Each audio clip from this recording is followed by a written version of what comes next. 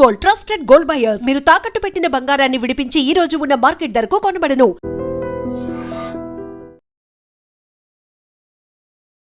నమస్కారం, welcome to iDream media. నేను మీ సంగీత. Accident అయిపోయి ప్రాణాపాయ స్థితిలో ఉన్న వ్యక్తులను కనుక కాపాడగలిగినట్లయితే మీకు 25,000 రూపీస్ నగదుతో పాటు ఒక ప్రశంసా పత్రాన్ని అందించడానికి అన్ని ఏర్పాట్లు చేయబోతుంది రహవీర్ పథకం కింద తెలంగాణ ప్రభుత్వం. ఇది గతంలో ఉన్నప్పటికీ కూడా ఇంత ప్రైజ్ మనీ అనేది ఎక్కువగా లేదు, కానీ ఎక్కువ ప్రమాదాలు చోటు చేసుకుంటే మనకెందుకు రిస్క్ అని చెప్పేసి వదిలేసే వారిని మనం చూస్తూ ఉన్నాం కదా. అలా కాకుండా మీరు ఎప్పుడైనా ఆ దారి వెంట వెళ్తున్నప్పుడు ఏదో ఒక కారణం చేత వారు బాగా యాక్సిడెంట్ అయిపోయి కింద పడిపోయినట్లు అయితే దగ్గర ఏ హాస్పిటల్ అయితే ఉంటుందో ఆ హాస్పిటల్కి ట్రీట్మెంట్ కరెక్ట్ సమయంలో అందించే విధంగా కనుక తీసుకెళ్తే వారు కనుక కరెక్ట్ టైంకి చేరుకొని ఆ ప్రాణాపాయ స్థితి నుంచి బయటకు వచ్చారనుకోండి, మీకు ఖచ్చితంగా అది గుర్తించేసి మీకు గవర్నమెంట్ నుంచి వెళ్ళి ఒక సర్టిఫికేటు, తర్వాత 25,000 రూపీస్ క్యాష్ ఇది కూడా ఇవ్వడానికి రెడీ చేస్తున్నారు. అయితే కేంద్ర ప్రభుత్వం గతంలో ప్రవేశపెట్టింది, దీన్ని ఇంకా కొంచెం మెరుగు చేసేసి తెలంగాణ గవర్నమెంట్ కూడా దీన్ని ఇంప్లిమెంటేషన్ చేయాలి అని చెప్పేసి దానికి తగ్గట్టుగానే అన్ని ఏర్పాట్లను కూడా చేయబోతుంది. అంటే మనం చూస్తూ ఉంటే ఎక్కువగా ఇవి ఎప్పుడు జరుగుతూ ఉంటాయి, ఎర్లీ మార్నింగ్ అవర్స్లో యాక్సిడెంట్స్ కానివ్వండి, తర్వాత అంటే 3-4 ఆ సమయంలో జరుగుతాయి. తర్వాత రద్దీగా ఎప్పుడైతే ఉంటుందో ఇంటికి వెళ్ళాలి స్పీడ్గా అని చెప్పేసి ఆఫీస్ టైమింగ్స్ అయిపోయిన తర్వాత కానివ్వండి, తర్వాత ఆఫీస్కి వస్తున్నప్పుడు సమయంలో కానివ్వండి, ఇలాంటి టైంలలో మనం మంచి వేలో వెళ్తున్నప్పటికీ కూడా ఎదురు నుంచి ఎవరో ఒకరు వచ్చేసి మనల్ని ఢీకొట్టడము, తర్వాత కింద పడిపోగానే వెహికల్ స్పీడ్గా వస్తున్న వెహికల్ టచ్ చేయడము, లేదంటే బ్రేకులు సరిగ్గా పనిచేయక, ఇలాంటివన్నీ కొన్ని కారణాల వల్ల యాక్సిడెంట్స్ అనేవి ఏదో ఒక కారణంగా ఏదో ఒక చోట జరుగుతూనే ఉంటుంది. మనకెందుకులే, ఎందుకు రిస్క్, పోలీసులు ఫోన్లు చేస్తారు, మళ్ళీ తీసుకెళ్ళిన తర్వాత ఏదైనా జరిగితే మనకు ప్రమాదం చోటు చేసుకుంటుంది, లేదంటే హాస్పిటల్కి తీసుకెళ్ళిన తర్వాత ఇది మేము పట్టుకోము, మాకు అసలు ఇది మేము తీసుకోలేము, పోలీసులకు ఇన్ఫర్మేషన్ చేయాలి అని చెప్పేసి మీరు భయపడాల్సినంత అవసరం అయితే ఇక మీదట లేదు. ఎందుకంటే దీని పట్ల యాక్సిడెంట్ విషయంలో పట్ల కనుక మీరు ఆ ప్రాణాపాయ స్థితిలో ఉన్న వారిని కాపాడగలిగితే మంచి సర్టిఫికేట్, డబ్బులు, దాంతోపాటు ఇకపోతే వారు కాపాడినందుకు మంచి కృతజ్ఞతాభావంగా ఉంటారు. ఇకపోతే ఇవన్నీ కూడా గతంలో చాలా యాక్సిడెంట్ జరిగినాయి, వదిలేసేవారు, అంటే ఎందుకు రిస్క్ అని చెప్పేసి. కానీ ఇప్పుడు అలా లేదు.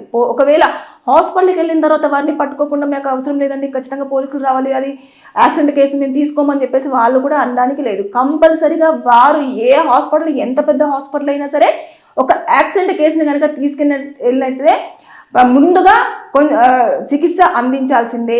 దాని తర్వాత పోలీసులకు ఇన్ఫర్మేషన్ అందించి వాళ్ళ టర్మ్స్ ప్రకారంగా అందించేసి వారిని పిలిచి వారికి కేసు అంతా కూడా ఎక్స్ప్లెయిన్ చేసి అప్పుడు దాన్ని బట్టేసి ఇది యాక్సిడెంటా కాదా, ఎవరైనా ఇంటెన్షనల్గా వారిని ఢీకొట్టడం జరిగిందా, లేదంటే ఎవరైనా దాడి చేయడం జరిగిందా, ఇవన్నీ కూడా పోలీసులు ఎంక్వైరీ చేసి తెలుసుకుంటారు. అప్పుడు ఎఫ్ఐఆర్ ఫైల్ అవుతుందా లేదా అనేది పోలీసులు డిసైడ్ చేసే పని. అదంతా కూడా తర్వాత చూసుకుంటారు.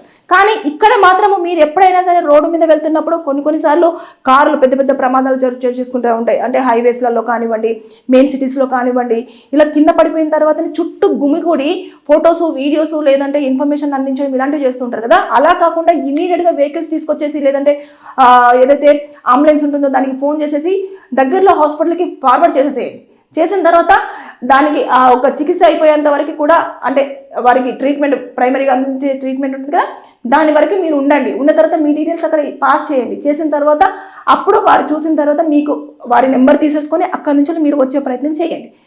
అప్పుడు మీరు గనక ఇలాంటివి చేస్తే రహవీర్ అనే పథకం కింద మీరు మంచి భారతీయుడిగా, మంచి పౌరుడిగా, ఒక ప్రాణాలను కాపాడిన వ్యక్తిగా మంచిగా ఒక 25,000 రూపీస్ క్యాష్ మనీ, దాంతోపాటు ఒక సర్టిఫికేట్ తీసుకునే అవకాశాలు ఉంటాయి. అందరి ముందు కూడా చాలా గ్రేట్గా మనకు ఒక ప్రైడ్గా అనిపిస్తూ ఉంటుంది అన్నట్టు. అంటే వావ్, నేను ఇంత మంచి పని చేశానా అని చెప్పేసి. అందుకోసమని తెలంగాణ గవర్నమెంట్ కూడా దీనిపైన చాలా వరకు మంచి ఏర్పాట్లు అనేది తీసుకోవడం జరుగుతుంది. గతంలో ఉన్న దానికంటే కూడా ఇంకా కొంచెం మెరుగుపరిచేసి ఈ విషయాన్ని అందరికీ తెలియజేసే విధంగా కూడా ముందుకు స్టెప్స్ తీసుకోవడం జరుగుతుంది.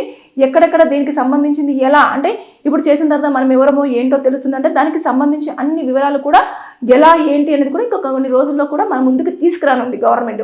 తెలంగాణ గవర్నమెంట్ మాత్రం ఈ విషయంలో చాలా వరకు కేంద్ర ప్రభుత్వం ఏదైతే తీసుకొచ్చిందో దాన్ని తెలంగాణ ఇక్కడ కూడా పెట్టాలి, తెలంగాణలో కూడా పెట్టాలి, యాక్సిడెంట్స్ని కంట్రోల్ చేయాలి, సిగ్నల్స్ దగ్గర రూల్స్ పాటించాలి, ఏదైతే మనము ఏవైతే ట్రాఫిక్ ఉల్లంఘనలు ఏవైతే జరుగుతున్నాయో వాటిని అరికట్టాలన్న ఉద్దేశం మీద ఎక్కువ ఫోకస్ చేయడం జరుగుతుంది. కాబట్టి ఇది ఇంప్లిమెంటేషన్ అనేది త్వరలోనే రాబోతుందని చెప్పేసి మనం అనుకోవచ్చు.